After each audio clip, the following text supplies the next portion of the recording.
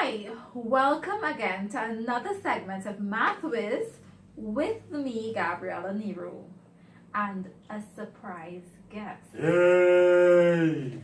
He is an entrepreneur, a national athlete, a real estate broker. He holds a degree in business administration from the University of New Brunswick, Canada. Yep. Got that right? And he is here to answer the question for us, why should I go to school and study math when all I want to do is make some Money! So, Roger, I just want you to tell our guests a little bit more about yourself. You are an entrepreneur. What businesses do you run? Okay, so I currently run Cash Flow Clubs, which is the writer of Richard Poddard. He invented the concept of a business school called Cash Flow Clubs. I run one of the largest cash clubs in the country, and we teach finance, investing, and business. We use a simulation-based approach to teach that. I run Mad Science, which is a franchise from Canada, which also uses a simulation-based approach to teach science and engineering. We run the Sales Training Academy, that also uses a simulation-based approach to teach sales. We run the Remax Real Estate Group, which is a franchise from the States. And we sell real estate. It's the world's number one real estate sales franchise. What else? Rental property management, which is a new business.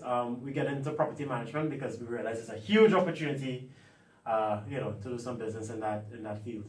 So right, and you're also an athlete. National athlete, yeah. What sport do you play? Badminton. All right. So you do a lot. Constantly. And 5 of those listed are businesses. So, I mean, you got to be making some money there. Of course. How does math help you? So this is how math really applies to real life, right? Because we don't do calculus in real life, we don't do trigonometry in real life. Well, they probably do, but I don't do it. Most people out there don't do it. But here's where it becomes applicable. When you read books like Rich Dad, Poor Dad, you realize the number 2 most important skill in business and investing is your ability to read financial statements and investments. So math has evolved into the field of finance. Financial literacy is very important if you want to make money in this world. You have to know how to read the numbers, you have to know how to read your financial statements, and from there, then you can start hustling and start making some money. Yeah. And nothing is wrong with hustling, by the way. That's a term for sales. I remember when I read Rich Dad's property management book, and I laughed because students tell me that you don't need math to run a business, you just start a business. But in their book, they were talking about metrics to know when to put in a customer, and they were using matrices. And I laughed because I said, if I showed a student that, they will just roll. And in addition to that, there's also return on investment. And if you don't know how to calculate return on investment, you don't really stand a chance. You have to invest in things that people who are not financially educated invest in, things like mutual funds. And then I attended your cash flow club, and I realized to actually be successful at doing that, you have to be proficient at using a calculator. You have to be very proficient using a calculator along with the financial statements. And you'll be surprised, a lot of people struggle, adults, because we focus on adults, they struggle using the calculator. So that's the first hurdle people get over, the fear of the calculator. It becomes your best friend, because it actually is your best friend. Yeah. So we saw there are a number of ways that math is applicable here, even down to using the tools that are necessary for mathematics. So mental ability is good and we promote that, but using tools for math like your calculator and computer is also very important, and they use that for financial literacy. So Roger, at the end of the day, we would like you to advise students give them a bit of advice as to what they should do.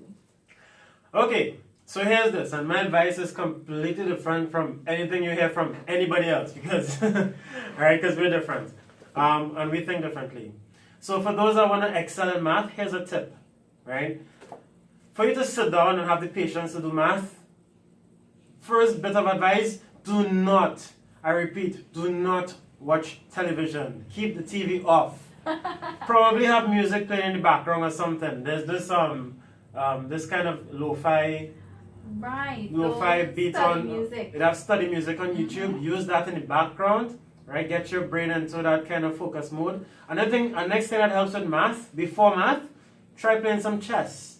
You know, playing chess helps your brain get in the right frequency to be able to do math. Because math takes a certain frequency and then you have to practice. And to get into that zone, chess is one of the best things to get people's brain, you know, in the right zone for mathematics. And you realize a lot of top chess players are actually a lot of top chess players are actually really good at math. Because it's such a strategic game. And in math, you have a bunch of problems and you have to find the right strategy to solve them. So by playing chess, you get accustomed to applying strategy. Oh yeah, definitely. And it just helps you think differently, helps you solve problems, because math is all about solving problems. And as you said, thinking strategically. That's why I'm in sports still, because the amount of strategic thinking you need for sports, you also need it in business. And you know, that's how sport has helped me as a business owner. The same way that chess helps mathematicians do math. Yeah. So we thank you very much for the advice that you're giving us today. Thanks for having me. It was our pleasure. And I'm hoping that you, the listener, will be able to apply the tips recommended here and see as well. Yeah, nothing's wrong with wanting to make money. Everybody wants to make money. But at the end of the day, it might be better if you finish and you have your math under your belt. Right? So thank you again for joining us today. Feel free to like our page, like the video, subscribe to our page, and as more videos come out, you'll be able to be pleased to see them. Thank you.